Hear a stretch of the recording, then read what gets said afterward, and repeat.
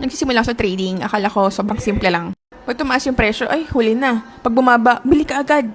Parang sale lang sa mall eh. Pero guys, yun ko na-realize na yung market. Hindi porke bumababa yung presyo ay mura na. So kung mapansin nyo yan, tinanong sabi niya dito sa nag-comment, sabi niya, if ako yan, buy pa ulit habang down. Minsan kasi bumababa yung presyo, hindi dahil marami nagbebenta. And most of the time, habang tuloy-tuloy yung pagbaba niya at yung selling pressure, pwede pa siya actually bumaba na mas malalim pa. Say for example, bumili ka ng gold at $3,400. Dahil akala mo bababa na.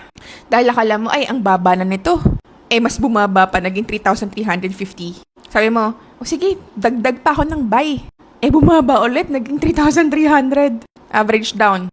Ayun, hanggang sa naubos yung capital mo, pero hindi pa rin natatapos yung pagbaba ng market. Kaya ito yung nagiging dahilan bakit ang dami naliliquidate. Kasi here in trading, hindi siya hinuhulaan kung hanggang saan yung pinakailalim. Ang inaantay mo dito, syempre, yung confirmation na tapos na, finish na yung pagbaba at meron ng mga signs na pwedeng bumabalik na nag-step in na yung mga buyers. Kasi you have to remember this. Trend is your friend until it bends. So, mas mataas yung probability talaga na kapag mas sumasabay ka sa direction ng market kaysa nilalabanan mo siya, mas maganda yung profitability mo eh. Kasi dapat, before you buy, you have to understand first na, bakit ako magbabuy dito? Meron na bang mga reversal confirmation? Or na touch niya na ba yung support? Hindi niya ba binrake yung support? Yung hourly support, 4-hour support, yung daily support, yung monthly support, hindi niya ba binrake yun? And tugma ba to sa trading plan ko? And always remember this, na hindi ka naman kikita just because bumili ka sa mababa. Dito sa trading, kikita ka kapag tama yung timing ng pagbili mo. Ito, sample na lang sa BTC I'm pretty sure during the time na bumabagsak si BTC, ang dami rin talaga ng mga nagbabay. Kasi they're thinking na, ay, bumabagsak yung presyo, buy tayo. Who would have thought na from $126,000 per BTC, ngayon ang presyo na lang ni BTC is roughly around 60,000. So, nangalahati ang presyo from the time na nag-all-time high si BTC. Who would have thought this, diba?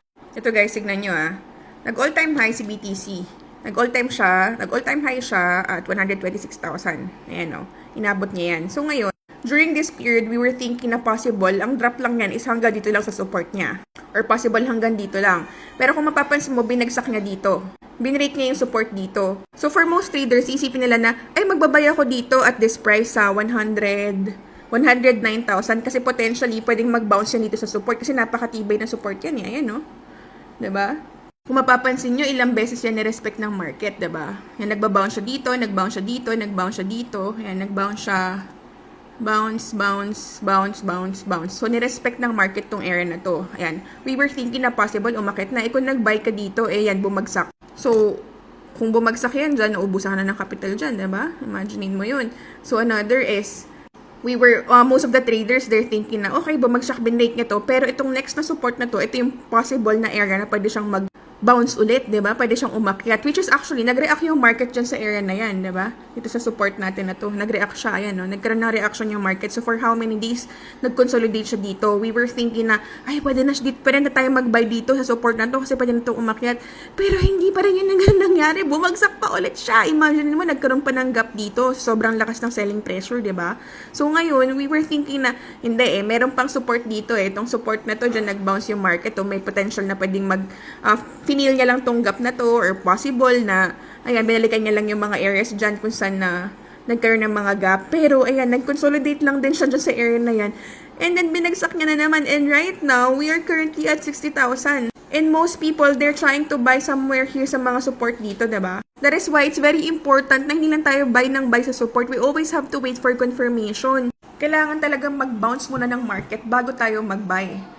And when you say nag-bounce, kailangan makita mo na, okay, bumagsak siyang ganun, and meron siyang, alam mo yun, paakyat na ganun. Meron kang makikitang sign na umaakyat siya. So, hanggat wala ka nakikita na sign na umaakyat siya, pwedeng basagin yung pababa. So, yun yung nagiging challenge natin na yun, na hindi tayo pwedeng buy ng buy. Kailangan nag-aantay tayo ng mga confirmation na meron na talagang mga reversal. Kasi ang mangyari, mauubusan ka lang ng capital kapag buy ka ng buy. So, right now ba, meron bang potential na possible si BTC umakyat?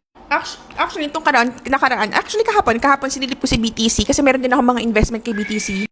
Ayan, tayo ngayon sa may monthly time frame. Ayan, kung mapapansin nyo sa monthly time frame yan guys Ngayon yung presyo is nasa 60,000, diba? Ngayon meron tayong support dyan guys. Ayan, ilang beses nag-bounce yung market dyan. Nag-bounce siya dito, Nag-bounce siya dito, nag-bounce siya dito. So, yung market, this is crucial area, guys. Ayan. So, ngayon, itong market, nandito siya sa presyo na to. And possible yung market dito magko-consolidate yan dito bago bumagsak or umakyat. So, ngayon, potentially, pwede kayong mag-buy dito. Pero, kailangan natin mag-antay ng confirmation bago tayo mag-buy. Kasi hindi natin masasabi kung talagang ibabagsak pa rin ang market to eh. Kasi kung mapapansin nyo, dito sa area na to, ayan.